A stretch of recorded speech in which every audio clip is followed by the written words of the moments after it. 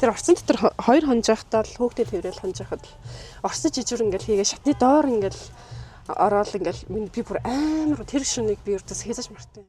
Оюун цэцэг одоогоос 23 жилийн өмнө Архангай аймгаас Улаанбаатар хотыг зорь иржээ. Бага залуу наснда хүнд хүчээр амьдралыг туулж алгын чинээ хүүтэйгээ Оросд хоног төөрүүлж явсан үеч түнд би. Гэвч тэглээгээд 20 гаруй настай бүсгүй амьдралд бууж өгөлгүй өдөр бүр хөдөлмөрлөж өнөөдрийн оюун цэцгийг дахин бүтээсэн байна. Тэрээр амжиргаа цагаанаар таксинд явж ачиж үйлчлдэг бөгөөд хамгийн сонирхолтой нь VIP машин гэдгээр нь хүмүүс андахгүй. Ингээд би түүнтэй цөөн хором ярилцсан юм аа. Миний энэ машин чинь миний 2 дахь гэр буюу энэ чинь миний ганц амин амьдралыг авч явдаг машин.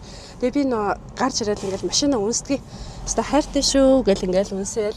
За хоёулаа өнөдөрсдөг тэдэн дээр болно шүү. Хоёулаа энэ жил стандар амар гой том зэрэгтэй байгаа шүү. Миний машин бити өвдөөрөө гэл. Одоо зөвхөн миний хувь сэтгэлийн маань нэг юу. Одоо энэ тамхинуудыг гэхэд одоо жишээ нь миний машинд ингээд суусан хүмүүс маань ерөнхийдөө дуртай тамхиа татах. Тэгээд ердөөсөө хүмүүс нөө алчуур байна уу ихчээ салфетик байна уу гэж айгүй асуудаг байхгүй. Тэнгүүд гутлаа арчил гутлын салфетик, гар нүрийн салфетик.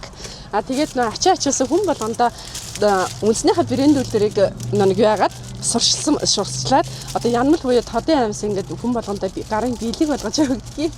Тэгэл орж ирсэн хүмүүс маань чихрээ идэнэ гэл. Хүмүүс нөгөө километр 2000-аар явдаг шүү дээ. Таксинд жижиг тэрэгтэй л адилхан явдаг гэсэн үг байхгүй. Цаач нөгөө нэг гоо сайхны хэрэг. Оо яна. Би ингэдэг байхгүй нөө шүн орой үдшим ингээд заримдаа ингээд нэг шүн жингээ ажилдаа явцдаг. Тэгэхээр би нэг яг чаргагүй нөө шүд амаа угаахгүй болохгүй. Тэгэл уруулын бодог хамар дуртай. Тэгээ дандаа миний уруулын бодог өнөд эднэр тэгээ нөө шүднийхээ сайзыг бас ингээд хийцэн байгаа. Нөө дээдэлтэй нэг такси макси гэд бичсэн. Тэгжиж энэгээрээ бас айгуу содон болж ирж байгаа. Тэгэхгүй болохоор зүгээр энэ такси гэд хүн хажууд нь ингээд очиод зогсохоор хүмүүс гайхаад байдаг байхгүй юу? Юу амжиргаа цагаан бэ гэж бүр гайхдаг байхгүй юу? Одоо хоёул ингээд ярилцаж сууж байгаа таны машины хажуугаар өнгөрч байгаа хүн болгон таны машинаараа хараад байгаа юм санагдав. Ер нь тийм. Яг ингээд хотын төвөр явахаар ингээд хүмүүс амар хардаг. Тэгэгдсэн мө би амар ингээд цэвэрхэн явах хэвээр. Машинаагаа цэмцэр байлгах хэвээр гэж өртөөсөө. Миний машиныг угааж байгаа хүүхдүүд хүртэл өртөөсөө амар гоё урамтай угаадаг. Ер нь бол залуу наснда хүүхэд байхаас ерөнхийдөө амьдралын хатуу зөтөө ер нь бүхэл амьдралыг туулж үзсэн. Маш хэцүү амьдралаар туулж үзсэн. Яг тэр амьдралаас одоо гарахад бол танд одоо юу нөлөөсөн бэ? Хамгийн амар хэцүү нь болохоор юу яа. 23 жилийн өмнө хот руу орж ирээл, шөнө орж ирээл. Юус хилцэн цэсэн ширхтаа өдөр хүүхдэд тэрж орж ирээл. Очих газар байхгүй.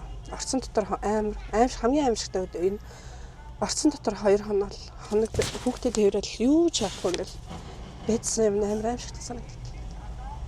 Одоо ер нь эргээд хадгаад юу гэж бодсон? Хүүхдүүд нь нэлээд том болсон. Одоо тэр үеийн маань хүүхд маань одоо миний хүүч одоо 25-наас хүрсэн эхнэр хүүхдтэй болчихсон. Одоо миний ердөөсөө ингээл хүсэл зориг маань яг тэр үеийг би хязгаарч би мартадгүй. Яагаад мартадгүй вэ гэх юм бол би өөр хүүхдтэй хүртэл хэлдэг байхгүй. Миний хүү ээж нь хүүгээ тэрээд алгын чинээ жоохон байхад нь хоёлаа ингээл хүлдүү яс хогин дээрээс яс авчирч чанаад ясны дотор бантангийн 500 г хүртэл 150 төгрөгөөр аваад тэрийг ээж нь 5 хоног хуваагаал 5-6 хуваагаал 6 хоногийн хоол хийгээд идчихсэн. Энэ амьдралыг хязгаарч мартаж болохгүй шүү гэж хэлдэг. Би тухайн үедээ тэгж их зовсон, тэгж их намайг зовж исэн хүмүүс маш их баярлалтай. Би гомдох биш. Харин унтарч явсан галын маань ерөнхийдөө сэргээж өгсөн юм болов гэж боддоо шүү дээ. Тэр орсон дотор 2 хонжихтаа л хүүхдэд тэрэл хонжихад орсон жижиг ингээл хийгээ шатны доор ингээл ороод ингээл би бүр амар тэр шүнийг би өртөс хийжэж мартав. Хүүхдтэй хоёулаа ингээл нааран дээр ингээл унтаал панерын дээр унтсан юу ч байхгүй. Тэгэл хүүхдтэй хоёулаа ингээл тэрэл ингээл орсон жижиг хийгээл яг тэр өдөр надад хизээ санаанаас гардаг. Тэр өдөр би бүр амар гоё амарсан бүр хүүхдтэй. Тэгэл өртөс амьдрал маань хэлсэндээ одоо бол би ерөнхийдөө аюу гоё амьдарч байгаа. Би сайхан хантай, сайхан 3 хүүхэдтэй. Өнөөдөр би эмээ болчихсон. Сайхан бирмаа надтай яг миний охин шиг надтай амар гоё харьцдаг. Миний ээж ингэ шүү. Миний ээж чадна гэл манай хүү бир хоёр минь амар дэмждэг. Залуучуудаа хандаж хэлэхэд хамгийн гол нь нэг арх гэдэг юмнаас маш хол байх хэвээр. Ер нь бол эзэн хичээвэл заяа хичээдэг юм шүү. Олсон мөнгө зөв зөвхөстэй ингээд зарцуулж чадвал ерөнхийдөө амжилтанд хүрдэг юм байна л гэж хэлмээр нь ер нь бол